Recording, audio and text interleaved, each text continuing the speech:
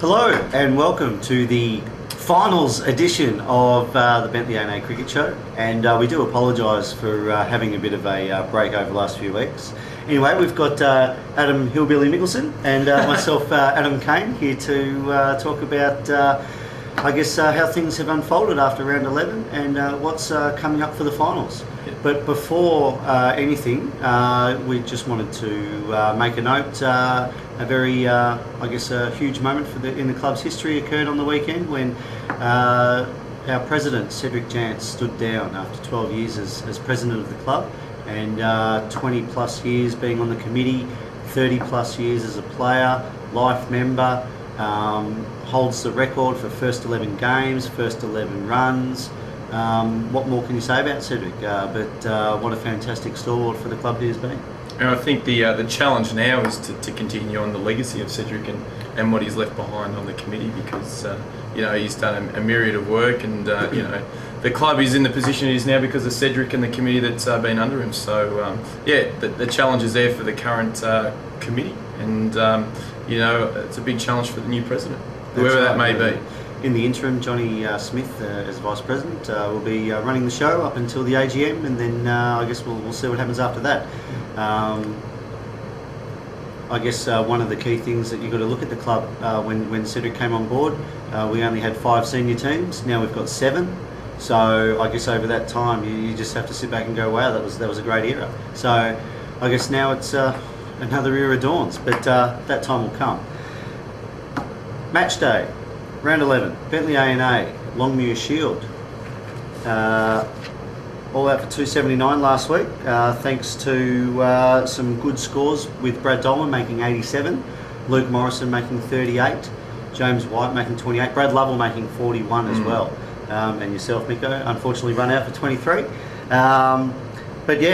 We defeated Washington Park, all out for 254, and we were pretty much down and out when it was 6 for 230 or thereabouts. Yeah, they were only, I think, 30 or 40 runs off with 4 wickets still in the shed. But the good thing about this game and what we've been trying to achieve this year is that basically the performances of the guys that are 16, 18 years old ultimately won us the game. Bryce Jantz came on and took 5 for 65 and won us the game, and in the bowling side. And like you said, Brad Lovell and Brad Dolman put on a really good partnership.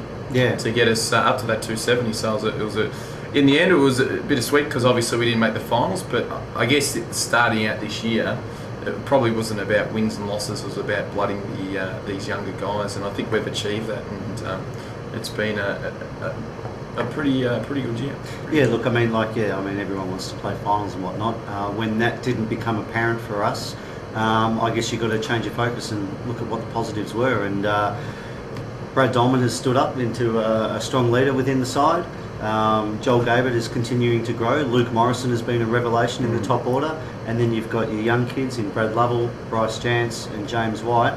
That's fantastic. Other kids have been blooded. Jack Morrison, Brodie Lawford. We've got a lot of kids in the same boat in the twos. So it's a good thing moving forward. So that was how the firsts finished up. The seconds won their first game since round 4 this year, which was great, against, admittedly the bottom side, south side East Caulfield, but it was a good way to finish the season. We're all out for 196. Frank Locarno playing his first game back in the twos for a while, making 48. Brodie Lawford, as I mentioned before, he made 39. Myself and James Fergus both scored 30, so it was good to make 196, but unfortunately, after being for 3 for 165, we were all out and lost 7 for 30, and I guess that's a situation that the twos have been in all season, where people have shown bits, but they don't show it as a team together, and that's something that we've got to look towards for next season. We rolled Southside for 137, so we won by about 60 runs, and the highlight of that was Tim Catterson taking 7 for 39. So well done to Catto. I think he'd only taken about 7 wickets for the season prior to that, so he's told his tally, so well done, Catto. Okay, D grade. Bentley A&A defeated Cluden. We were chasing 217, and we were struggling throughout the day, but thanks to the cool, calm head of Cedric Jantz, making 71 not out, got us over the line and secured our spot in the finals.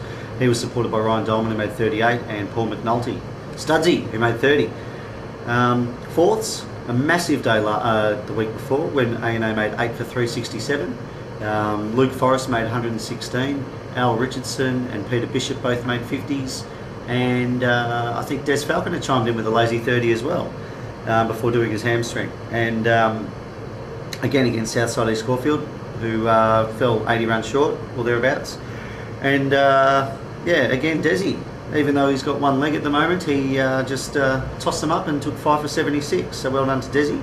And I think Peter Bishop took a couple of wickets as well, so the spin twins are working. And I think the guys ended up unbeaten this year too, didn't they? So they did, but they still didn't finish in top spot. They were undefeated, and they actually came second to Washington Park, who had, despite losing to Bentley A&A, scored a couple of outrights, which got them a couple of points ahead of us. So, oh well. I mean, they've both got a double chance, so that's all that matters. And good luck to the thirds and fourths who are in the finals this weekend. The thirds are playing.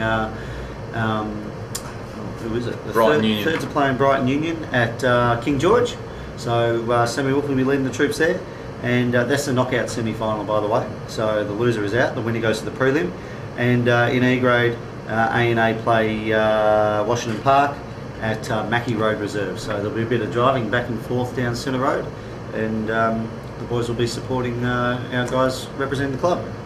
Just going to the bottom two grades, F grade, our fifths. Geez, I should know this, but we lost to Washington Park in the fifths. It was a bit of a dark day. After chasing 4 for 320, A&A were all out for 77, which was not good. We were thrown into bat again and survived losing outright, being 5 for 94. With Tim Irving top scoring with 36, so well done to Tim. But not a great day for the fifths, and probably sums up the fact that the season didn't go as planned for those boys. And in the final, actually I'll go into it the one days afterwards. But in the 6-11, A&A we made 7 for 310. Paul Knight making his first score for the club, 101 not out. So well done to Knighter. He sculled his can of Coke for doing so, and he was supported by I think Mark Hawthorne and Mick Whelan, who both made runs as well. I think Mick made 77 and Mark made 56. They defeated Hyatt West 8 for 204. Pat Gatto taking 3 for 38, and Michael O'Donoghue, who took 4 for 68. So well done to those boys. And I mean, the 6-11 were just starting to get a regular side in the last few games. They must have fell just short of the finals. Yeah, they did. I think they were just a game out, just about. So, unfortunately for them, but not a bad effort considering we were struggling to field a side in the first half of the season. One day grade, they played 2 games in the last 2 weeks. 2 weeks ago, we lost, making 9 for 149 after being 7 for 51. Nick Kane making 47. Making his highest score for the club as skipper, and Tony Jacobs making 35. They were unfortunately past 4 down with about 3 overs to go, and unfortunately the same situation happened on the weekend when the Sevens played at the Peanut Farm behind Luna Park there. We made 9 for 135, and Elwood passed us with about 3 overs to go. Shane Valenti, who was an emergency for the Demons, in Tasmania, was asked to go to Tassie, and he told Dean Bailey where to go so he could play in the one-day grade for A&A. He top scored with 40 and kept and wicket kept after that, and so he was a good shining light at the latter half of the season, along with his mate Mark Geschke. So hopefully those boys stick around for next season. So they're the seniors. Just quickly on the juniors, the under-12s unfortunately lost by 1 run, which cost them a final spot. So that was tough news for them, but a great season. And considering we've got another half a dozen kids who are playing with Bentley Uniting in the modified under-12E grade, that's a good. The under-12s are starting to really pick up this year, so that's great. Our under-14s, they unfortunately lost as well, but for